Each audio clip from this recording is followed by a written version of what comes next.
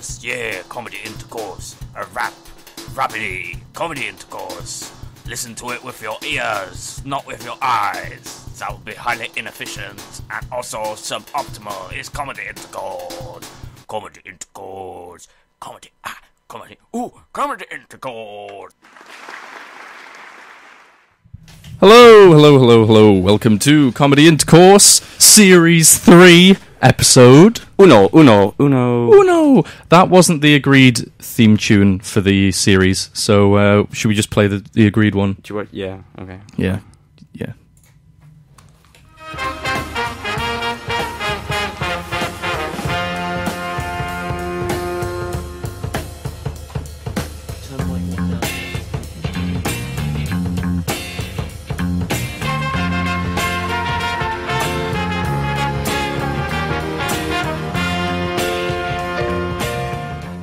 Okay, that's enough of that. It's good though, isn't it? Not too bad. Anyway, It's good though, that music stuff. I love it. Always good. Huge fan. Thanks for leaving my script across the desk where I couldn't actually get it, Chris. Much appreciated. Let's just, let's blow the illusion of this being a slick operation in the first 5 seconds, 10 seconds. Nice. That was The sound of students in Leeds. Okay. Right, let's do some intros. Okay, for those of you who've never listened to Comedy Intercourse before, that's a lot of people. and it's certainly a lot by of people. far the majority of people. The population of the world minus 15. It's basically a comedy review show. We go through things that have been on TV around Leeds, like live shows, and sometimes we do a film review, sometimes we review stuff on the internet, and we go through it with some special guests, and we have a good time, and it's just, generally have fun. There's some music halfway through, which is... there's a lot awesome. of hugging and kissing, but you won't. That's you only won't at the hear end. that. Yeah, you don't hear that. We phase that. We phase that out. Okay, so special guests. Okay, today we've got 2 fantastic comedians in the studio. Please, let's do some applause for comedians John Newell and Jacob Rawcliffe. What's up, yo? That was Jacob. And John, if you would like to say something. What's up, yo? Closer to the mic so that people can hear. I'd rather not. I don't want people to hear that again. Fair enough, we'll leave it. Also, I'm a retired comedian. That's right, Jacob has retired. After how many years in the game? Probably 14. Yeah. At a rough estimate. Yeah. I mean, At a precise estimate, probably about a year and a half. you only started being given gigs about 13 years in, but the previous 13 years were building up to it, right? In your garage. Precisely, yeah. I like that the first about 4 years of your life, you had no idea that you were going to be a comedian. No, you were just a child. I realised relatively early on, and then, I used to borrow the mic we had from my brother's Guitar Hero set and just parade around mouthing routines. Just asking what's no going substance to them. Yeah, just really really questioning the substance of day-to-day life. Was that just because you were a comedian at heart, or just a little child?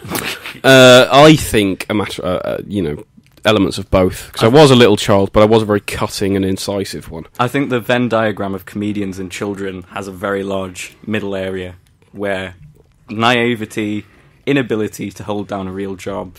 That's most small children. I know some small children fall outside this and can hold down the job. I think that's probably the most sort of accurate... substance abuse issues. I think that's probably the most accurate description of stand-up comedians has ever been spoken. There we go. Show's over. Before we begin, should we talk about the competition? Oh, yes, we do. We have a competition for House of Fun Comedy on Thursdays at the library. 2 tickets up for offer. We do actually have a competition bumper, if you want to play it before the competition starts. Once the bumper happens, you will know the competition's in, and it's time to get ready to do that. The competition this week is to give us your best or worst joke. Do not tell us whether it is your best or worst joke, and we will look and choose the best or worst joke, and we will not tell you whether we've chosen the best or worst joke that we found. Okay, so here's the beginning. Okay, Competition, begin! It's time for the competition.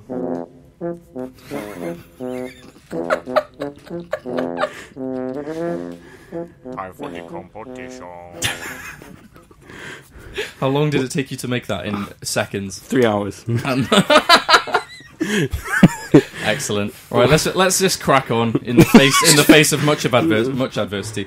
Okay, so right, we're going to start with some TV, if I may. Should we just Well, yeah. Put it in the chat box as well. Possibly mention how you can send in. Yes. Well, I'll do that after I've introduced the TV section. The people that do. Okay, let's just play the TV bit. It's not even. Oh, this is ridiculous. Forget it. Okay, let's just talk about TV. Right. Okay. So the thing I wanted to talk about first was Count Arthur Strong, the TV series that they've just made, not the radio series. Yeah. We watched some a few nights ago. Yeah. Jacob, John, have you seen this? I'm aware of the radio show and that Graham Linehan is involved in some respects. Yeah. Which surprised me because overall I thought it was very confused and very bad. That's what I kind of thought, because Graham Linehan's a really good TV writer, and Count Arthur Strong, at least from the premise and the clips of it I saw, seemed really kind of unoriginal and quite boring. It's just about a funny, silly old man. Most definitely. Yeah. But what? Never mind. What do you want? Yeah. Do you have an opinion, Chris? I like Count Arthur Strong, the radio show. I think it's a really cool little character, and the verbal acrobatics that Stephen Delaney, the guy that plays him and writes it, pulls off doing it is really cool. But I kind of feel like they're jamming him into a TV show where he doesn't necessarily fit. No, not much at all. It's like the show is Count Arthur Strong, but you get this sort of the straight man character, which is, I kind of think that Linehan's signature. You always have one socially dysfunctional, angry man that's always being foiled. It's Roy, or it's Father Ted, or it's... What else did he write? I don't know, but yeah. So he always has this character, and it's just a straight man without any redeeming features, and I kind of think it drags the whole show down. That's Rory Kinnear's character, and I was really surprised, actually, because I quite like Rory Kinnear, and I've seen him in loads of other stuff, and he was pretty good. Well, you said you saw him in Hamlet. I saw him, indeed I did. Beamed live into Sunderland from a London stage. Is that true? Via satellite, yes it is. That's so surreal. I know. Why Sunderland? Because it was being played at a cinema in Sunderland. And it was the only way I could have seen him, because we didn't have the money to get down there. Because London's far away. Because it's Sunderland, isn't it? Come on. I didn't know, plays were satellite broadcasts. I've seen two, actually. I saw King Lear beamed in from London into Newcastle. Beamed in from space. That's not too shabby. Yeah.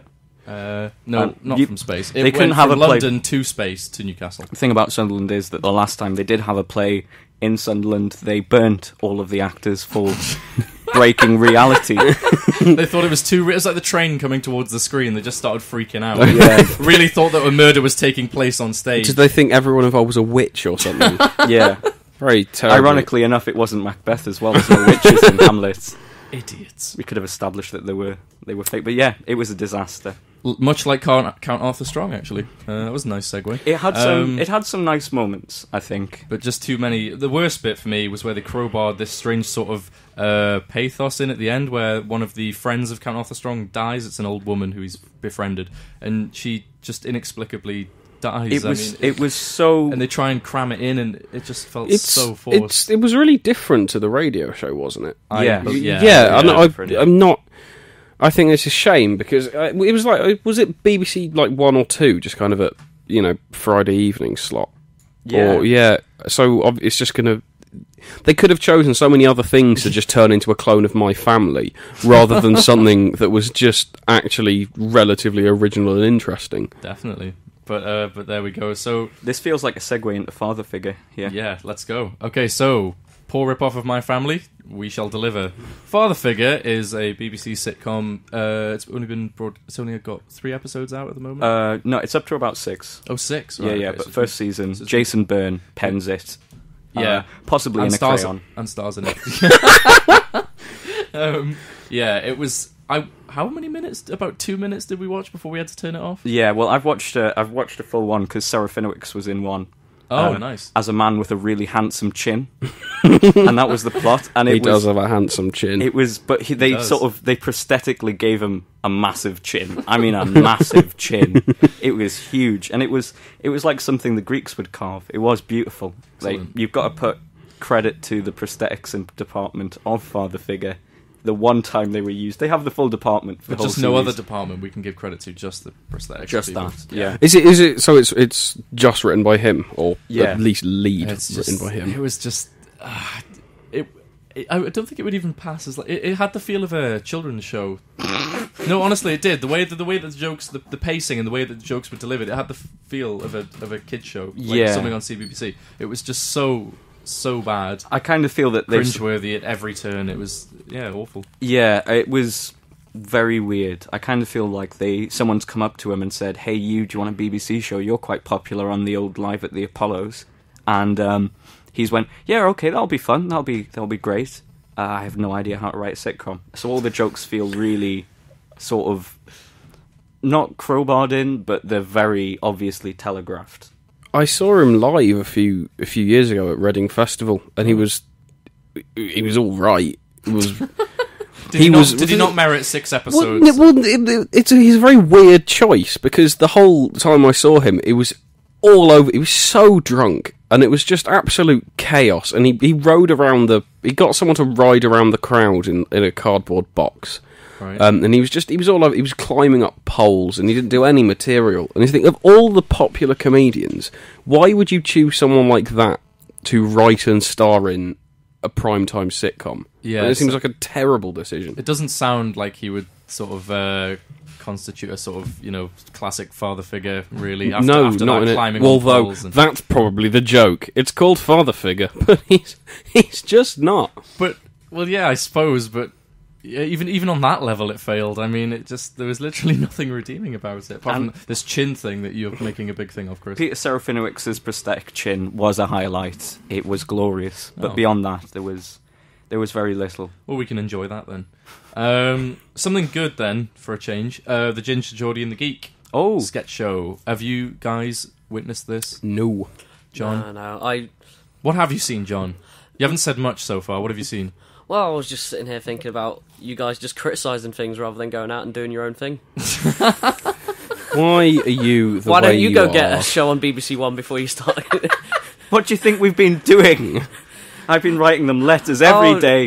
Jason Byrne's not very good. He's my second favourite Byrne. Well, there's only so many rejection letters I can there take. was my first favourite Byrne. The Byrne you put on us. Well, obviously, because someone needs to do it. Yeah. There's only so many rejection letters you can take, and I'm just not prepared to go any further with that. I've started wallpapering with mine. I've got that many. Oh, I've not seen this, and I've not really seen a lot of sort of comedy that's been on sort of TV recently. And it's not because I'm one of those people who's like, I don't watch TV. I read and go see plays beamed in from it must be beamed in. Beamed in from cities. No, I just don't do anything. Well, perhaps you can join in the second half of the show when we'll talk about. Have you been on the internet recently? Probably. Oh, that's all right then. Well, are you aware of anything in your life? In about half an hour, you can jump in, John. Have you been living in a hermetically sealed environment for the last 2 weeks? With nothing in, nothing. Okay, well, I want to talk about Ginger, Geordie and the Geek anyway, regardless of how poorly researched our guests are. Can we start a fund to buy John a Zorb? One of those orbs. Wait, is this your guys' show? Yes. Yeah. But you should. Okay, John. I was going to make you the special guest for our show. I was going to make you the special guest. No. How does that sound? No, it's not. No, you idiot! It's a. Oh, just right. I'm going to turn your mic down. All right, that's it. It's three, isn't it? Yeah. Right, there we go. About time. Yeah. So, Ginger, Geordie and the Geek. It was a really, really good sketch show. Thoroughly enjoyed it, and I don't really see many sketch shows that I enjoy anymore. I've been so too many bitter. There were so many in the last series that we did, and they were just terrible, absolutely terrible. This one was brilliant. Who's in it? What kind of thing is it? Ginger, the Geordie and the Geek have been running an Edinburgh sketch show for the last umpteen years. Oh, okay. Yeah. Definitely the last 5. I've seen posters for them every time, and it does well, and it seems quite popular every time. And what we're seeing now is finally some people in TV taking notice of them. Despite this, it does feel like, in quite a lot of sketches, like a stage show, just filmed.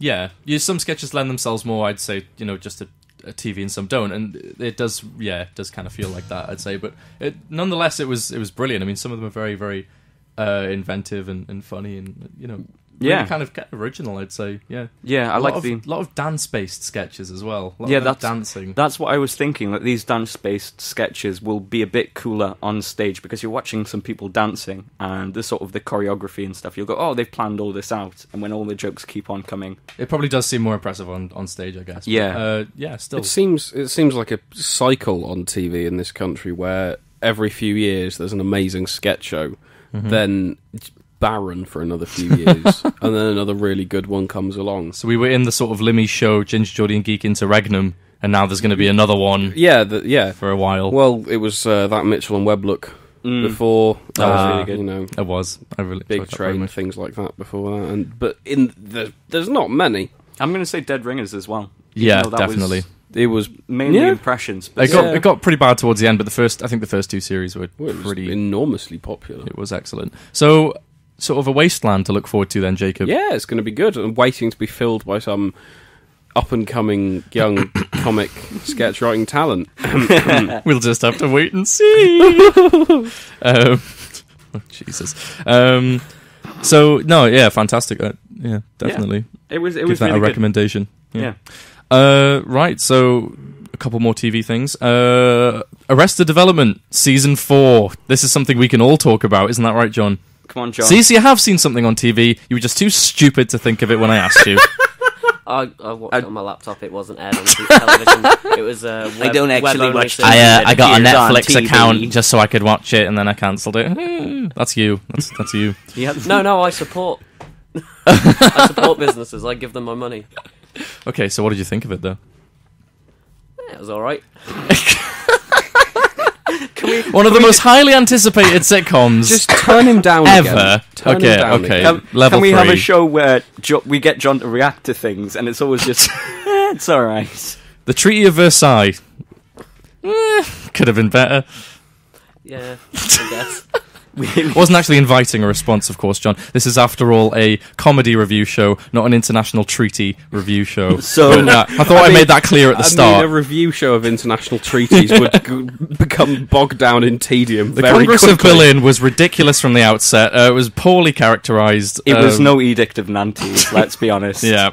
That wasn't an international treaty, actually. That was a religious... No. Yes, don't... No, never mind.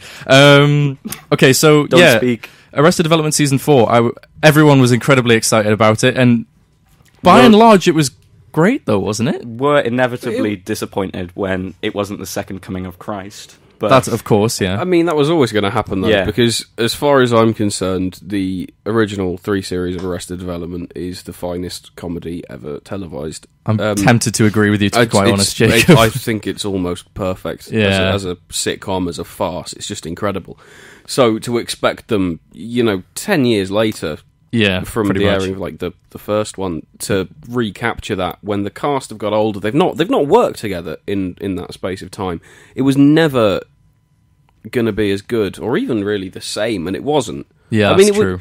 It was still funny and in parts, funny in parts, and engaging, but it wasn't Arrested Development. It felt, really, as well, because of the structure, because they had they focused on each character and then they all sort of interlocked it.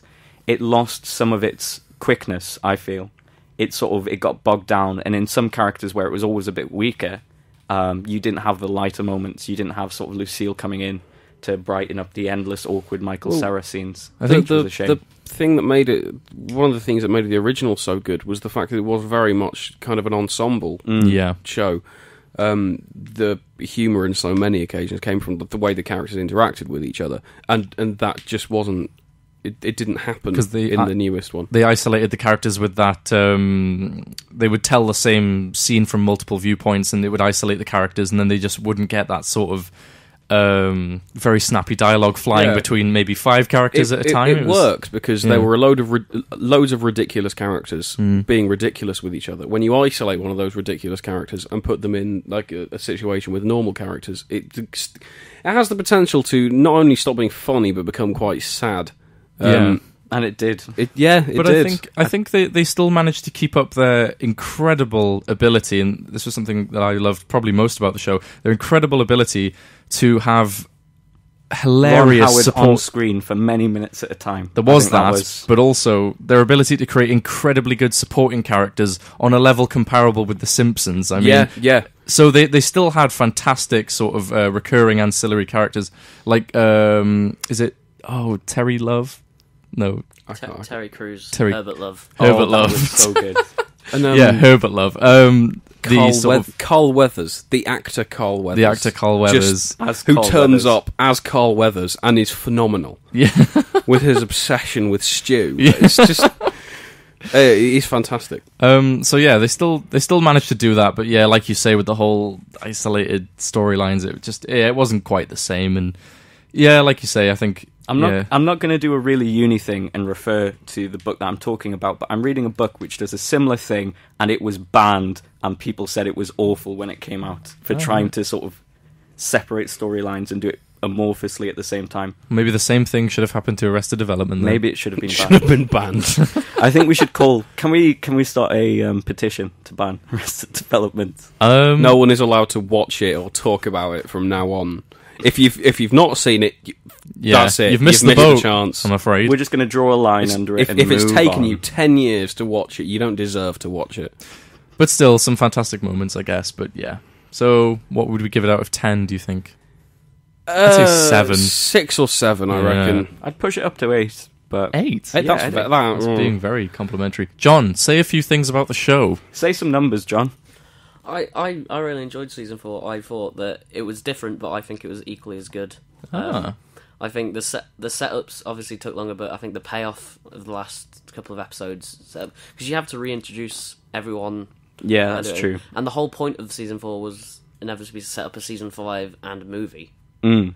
So I would judge it solely in the context of it's not as good as what came before, because maybe that season's necessary to have a fantastic film or a Springboard. fantastic season 5. And then also tell us that there won't be a movie as well. I quite like that joke, where they just screamed at you for multiple episodes, there's not going to be a movie. Exactly. I think the payoff will eventually sort of actually Be worth it, yeah. It'll validate the whole season. Yeah. Yeah. And I guess it's cool that they're taking a risk with it rather than trying to repeat what they did before. Well, I think That's true.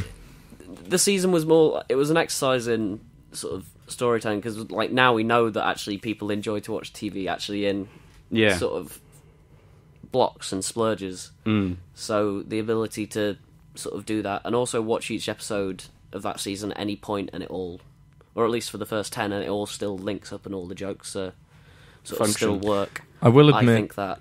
Sorry, sort go on, of- John. I do think that's actually a new form of like, sort of, especially for an episodic comedy. It's just a form that's not sort of been explored before. I will admit that I didn't see all of the episodes. I watched roughly half of it. Jacob, you watched roughly half as well. I couldn't do it. Kind of lost the energy, but so you're probably in a better position to be Reviewing it than we The are. final but- episodes are anarchic and chaotic in like a season ending to one of them, where everyone's running everywhere. Okay. Can you remember when like George Cena would escape from prison? Yeah. He'd be running somewhere, and someone else would be running for a reason. It would be a hilarious reason, but it reached that levels of excitement and okay. mania. I'll go home and watch them. Yeah.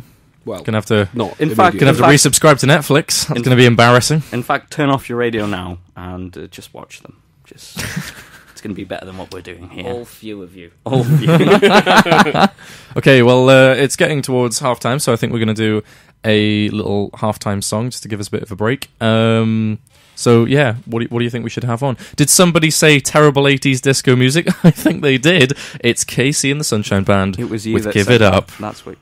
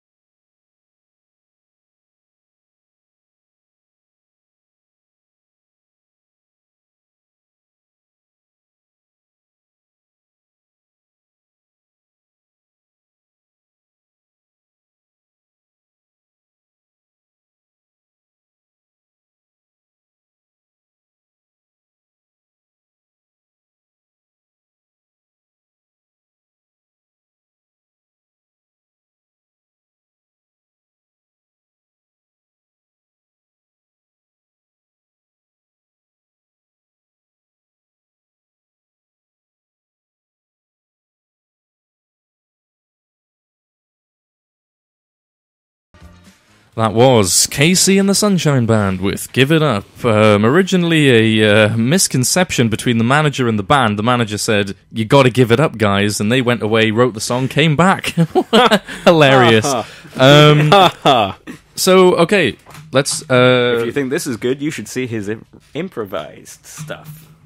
Were you trying to say improv there? Yeah. You ended up saying improvised stuff. I messed up, didn't I? You did indeed. But not as much as you. Okay, let's do some internet.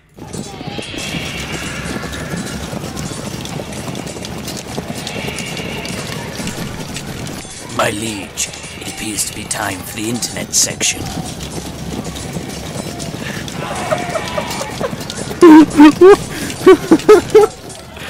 Chris, that was magnificent. That was absolutely magnificent. My headphones broke.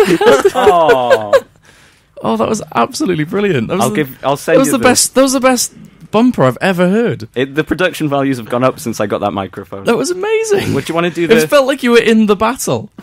That's. Oh, I want to Just play kind it of again. Can we play it? Can we play yeah. it again? Right. Let's just. Right. Just.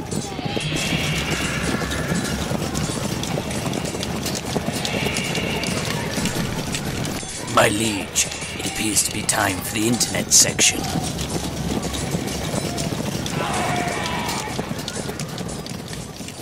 It's like a messenger has just sidled up to the king in the middle of a battle, and the king is about to go, right, hold everything, the internet is here. It's. Oh, magnificent! Yeah, well done. Production values, yo. I know. Oh God! So, I don't even want to do the internet section. internet. I just want to play the bumpers for the next half an hour. Play it again. I can't remember what That's getting indulgent. Yeah, it is. Yeah. I can't remember what the TV one was. I don't know whether it was a funny one or whether it was the Yeah. I wish I'd worked that out earlier. yeah. Oh well. I wish I'd gone to that training session that they talked about so much in the emails. Yeah. Never mind. Okay, so the internet. The first thing I want to talk about in the internet section is Vine. Good or bad? John? Opinions. That's Obviously. Oh my God. Right. You are just the worst.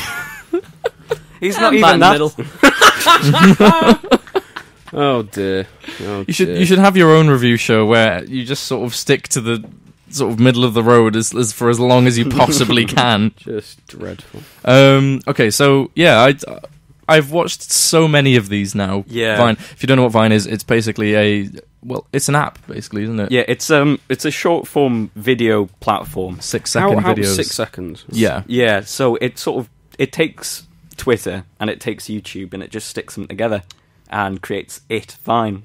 And it's been pretty popular, actually. I thought it wasn't going to take off. The amount of Facebook groups there are going, best Vine videos! Aha! I can kind of tell where you're going to sit on the good or bad debate. Yeah, Jacob, I just find it really annoying. Everything's becoming so short. There's no it's a good point. There's no. Why does everything new have to be tiny? Why do videos only have to be 6 seconds long to be funny? Why can't people make short, cinema anymore? There's hour and a half Hollywood blockbusters with explosions or 6 second funny clips. That's it. That's the internet now. Because you're doing the kids these days. They've got their iPods and They don't have the time. There's just no audience for hour-long radio shows anymore. No, exactly, literally. So yeah, the kids these days, right? They've got their iPods and they've got the Spotifys and they've got their YouTubes. They've got their and hoops the and Facebooks. sticks as well. They're always on the dirt roads. Ball in a cup. Ball in a cup. Why can't it be 1934 again when children were innocent? Why can't and all things take 3 hours? No one could comprehend the idea of a mobile phone. And Hitler was on his way up. Yeah, the good old days. Yeah. Jacob Rawcliffe. Good old days of imminent global Remembering war. the good old days that he couldn't remember because he wasn't born I've then. been told it was good.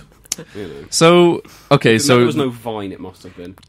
I think so. The central feature of the whole app is one that you're not very comfortable with, then, Jacob. he's got a philosophical not at all. problem with it. I just, I don't think there's any. There's no need to condense everything that small. Like, if it was a video, YouTube's fine. People make funny videos, even if they're rubbish, or Have even you if they're seen- silly or derivative or whatever.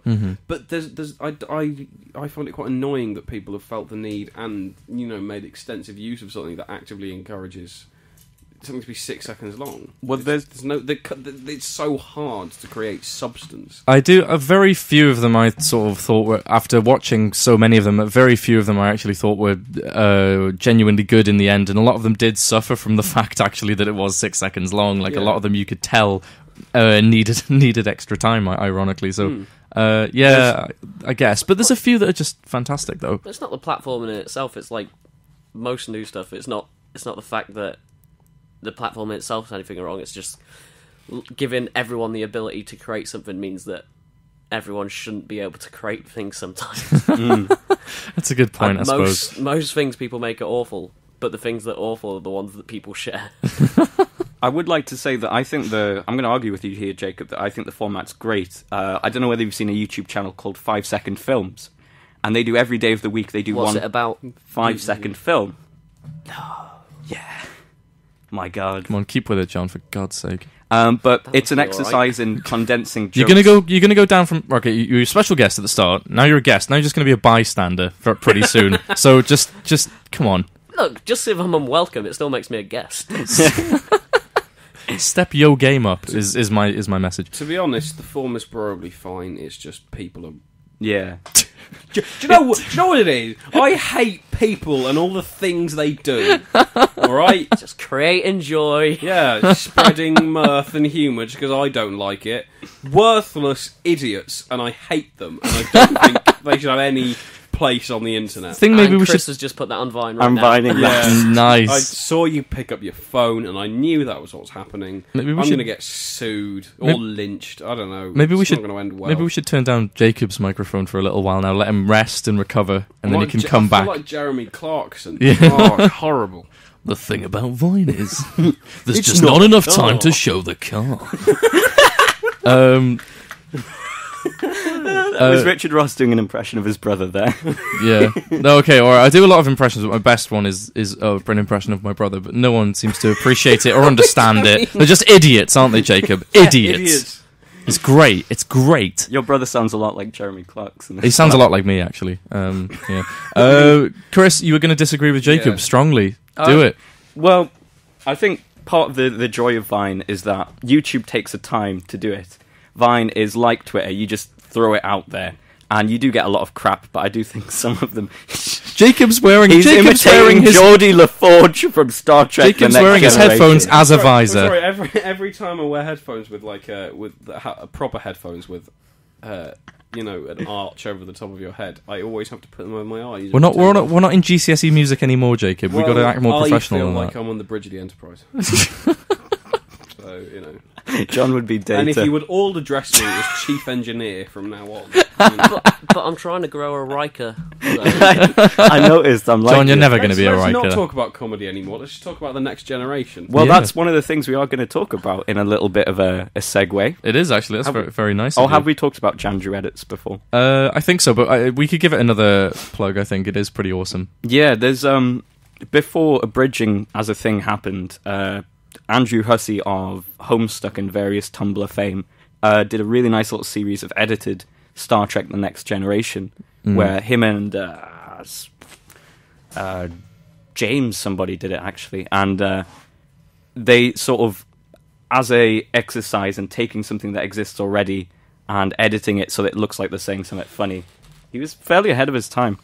I think Nice. I've seen those, and They're excellent. I've definitely Truly. seen at some point some edited Next Generation videos and thought they were possibly one of the funniest things I'd ever seen. Oh, yeah. As a source material to work upon. I know, yeah. The thing is, though, a lot of them just write themselves because those episodes, especially in the later series, are ridiculous. Yeah. There's about 5 episodes where Data becomes Sherlock Holmes and spends to the be whole fair, time on the holodeck the solving original mysteries. episode of that was fantastic.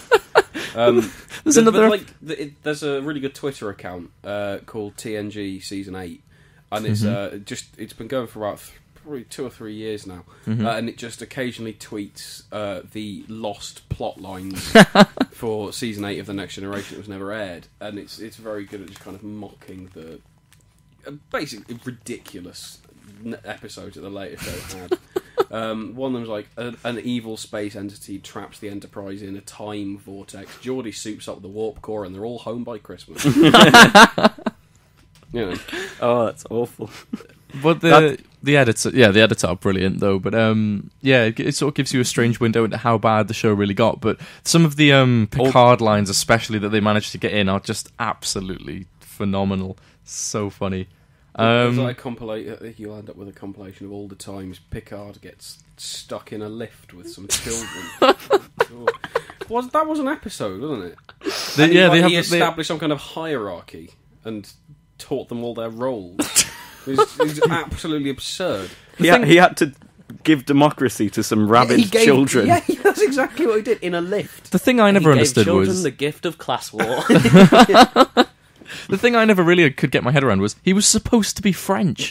His name was Jean-Luc Picard. And they got him in the studio. Could you do they go back to France. I know he's in his old family. He's in Paris, isn't he? In a cafe for like half of it. It's absolutely ridiculous. So they just said to him, "Oh, Patrick, could you do a French accent, please?" "Oh, sure, fine." Idiot. This is French. Tea, Earl Grey, hot. The French drink Earl Grey. I like to think. Would you like Paris or somewhere in the provinces? I like the idea that someone in America writing this went, France, Britain, it's all Europe, it's fine. I think that is probably what happened. I've genuinely. got one set in the future when we've established dominance. Troy guides a dying ensign through his final emotional journey. Data and Geordie are trapped on a conference table by a scary dog. The thing about that account, TNG Season 8, is if you've seen Community, it treats Data and Geordie's relationship like Troy and Abed in Community. Yeah. And it's absolutely wonderful. That's an accurate comparison. Yeah, it's really, really good. My favourite episode of Star Trek The Next Generation is when Riker just goes into holodeck just so he can hug his old wife.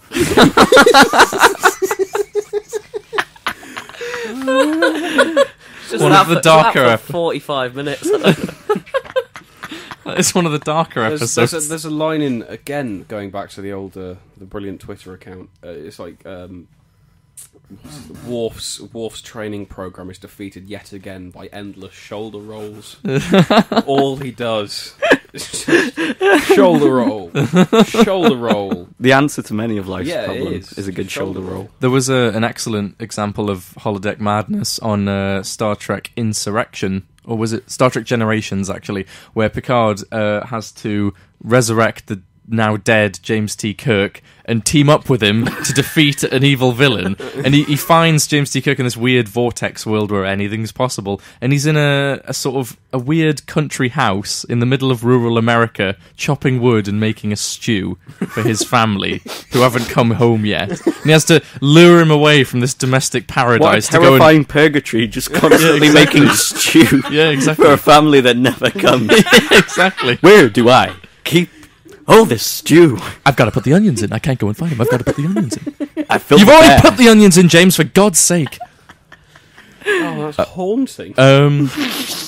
We've talked about Star Trek for quite a while. We have, actually, yeah. Good 10 minutes. Yeah.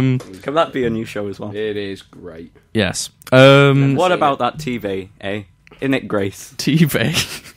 The old TV. I have a weird voice. Okay, another thing I want to talk about internet-wise is Steve Brule. It's just, I really want to talk about this. This is a spin-off of Tim and Eric's awesome show, Great Job, which was on Adult Swim, I believe. It sure was. Still is. And they made a spin-off where John C. Reilly plays this moronic doctor named Dr. Steve Brule. I don't think he's a real doctor.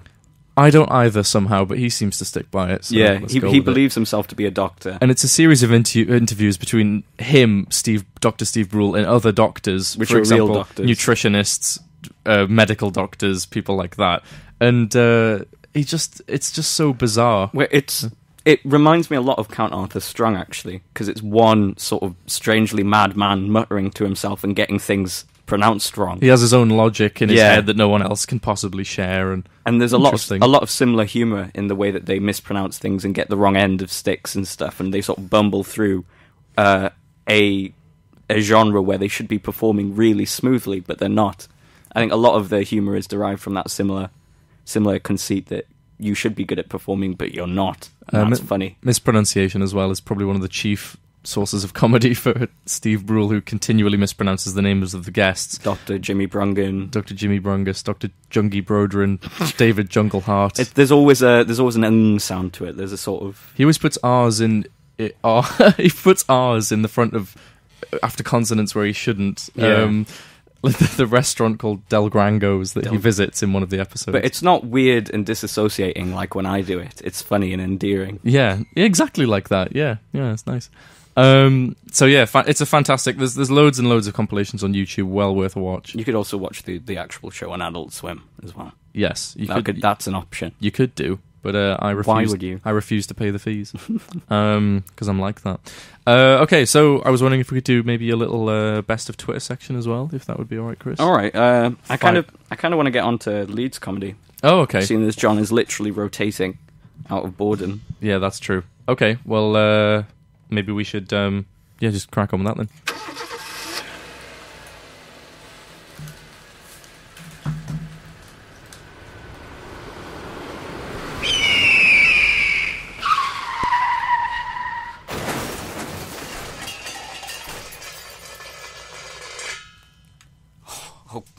Oh God. Oh jeez. Oh. It's time for Leeds comedy.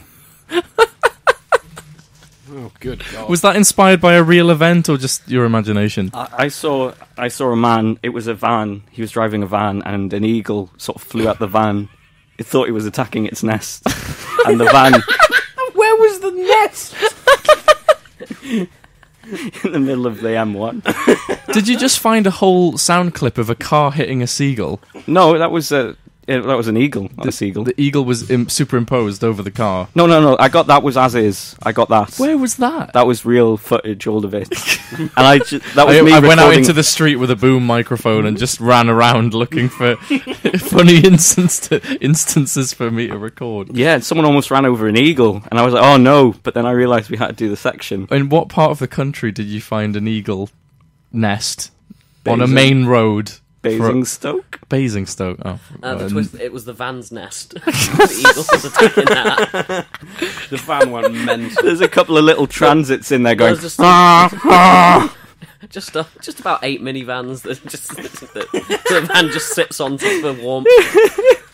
Oh, Jesus. We've wasted a lot of time in this show talking about Chris's incredible bumpers. I know, but they are incredible though, let's be honest. Leeds comedy.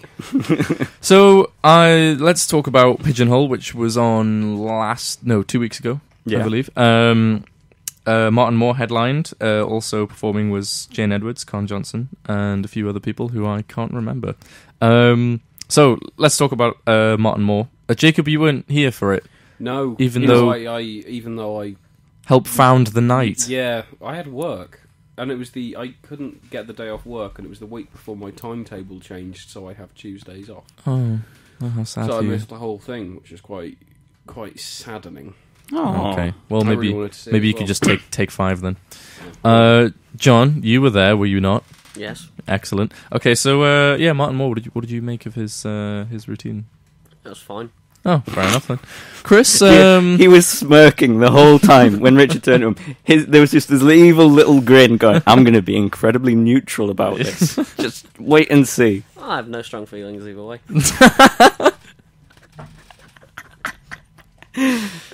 You're the Sweden of this comedy show.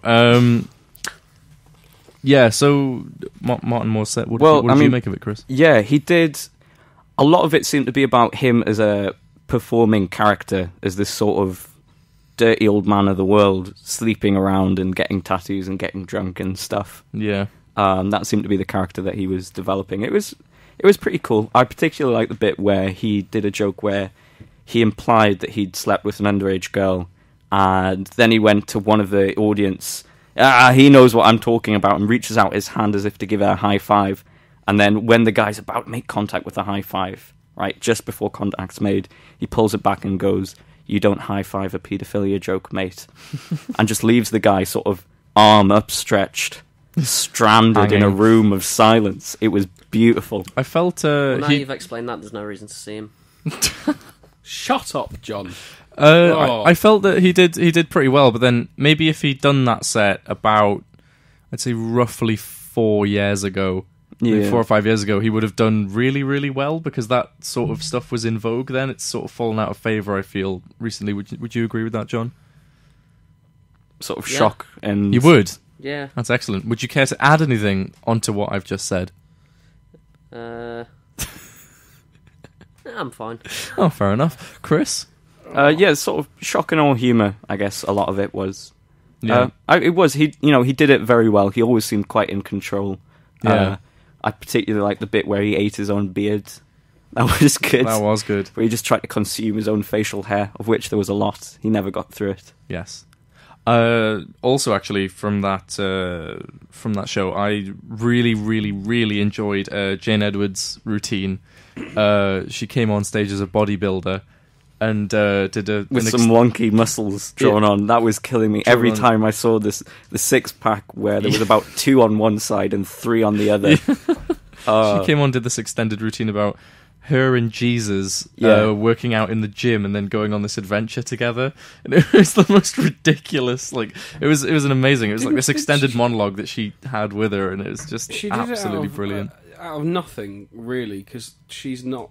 I've seen her a few times, and I think quite a few of us have seen her, more than once, and not seen that or anything like that. It was all improvised based on her real experiences. Imagine if she was just doing observational comedy instead of really well written, well structured sort of performance pieces that were in their heart surreal but also heartwarming. So it was a fantastic show actually. Colin Johnson was also on. I enjoyed his routine very much. He went down the sort of truthful side of stand-up comedy, and he sort of did a lot of material about dealing with MS, which I found quite interesting. But it was very, very funny, and he had a great control of the audience as well. Actually, I found. Yeah, I liked his. Anything else? I'm trying to remember his set actually, and I think I was mainly distracted by wonky abs and a gigantic beard. Oh, you were still getting over that? Yeah, I'm still dealing with it to this day. It lasts and it lasts. There's a lot of issues. John, Colin Johnson, any sort of comments, thoughts? He's a good man. What, morally or comedy-wise? Or physically, he's just made out of good materials. That's not going to fall apart. Okay. I feel it's not my place to sort of talk about sort of other acts' material. Fair enough. That's useful in this environment. Okay, I think we're going to play some outro music because it's time for the next show, more or less. So that'll just take us out, I think. Anyway, so thanks to everyone who listened. Thanks to everyone who didn't listen. We appreciate it either way. We're going to be on the same time, 8 p.m. to 9 p.m. Every Sunday. Thank you to our guests, Jacob and John, for their contributions or lack of contributions thereof. The next show up should be Apocalypse Now, written by our very own Christopher Duncan, but I don't think that's going ahead for some reason, Chris. Yeah, we had a techno boo-boo, and the show's dead. So next week it's going to be on after this show. Yeah, it's a humorous look at life after the apocalypse. Okay, nice. Well, yeah. Apocalypse Now has actually been copyrighted once or twice. Oh, I see, yeah. Oh. By a movie. Is it anything to do with that successful, famous film? No, but we want people to think about it and think, oh, maybe this is to do with the successful film. It's not. Okay, so yeah, same time next week, but afterwards we will be able to hear your show. Yeah, you would be able to hear the whole hour. We look forward to that greatly. I'd also like to plug John's comedy show that he runs, The Side Room, which runs most Wednesdays at TJ's Bar. Correct, John? Yes. Yeah. TJ's down in Woodhouse, sort of about 8:30 start. So that's nice and free every week. Nice. Well, make sure you turn up to that as well. Pigeonhole on Wednesday as well. Pigeonhole this Wednesday? This Wednesday. Excellent. Brudenell Social Club. By the magnificent Seymour Mace, also featuring the wonderful one-liner York-based talents of Mr. Simon D. Heaven, who's a fantastic comedian. Excellent. I'd also like to plug my job at Sainsbury's, Brewery Wharf. So if anyone wants to come down and say hi on Monday between 3 and 7, Thursday between 7 and 11, and Saturday between 4 and 8. Oh, that'd be lovely. I'll plug my new job as well. So if anyone wants to come to Chapel Alton Hospital, with any of for your an injury disease or base. otherwise, go ahead. I'm not going to stop you. Just book yourself in an injury, a minor scrape. Excellent. Well, okay. Well, we'll see you next time, friends. Goodbye for now. Goodbye. Thank you. Everyone say goodbye. Bye. See you later.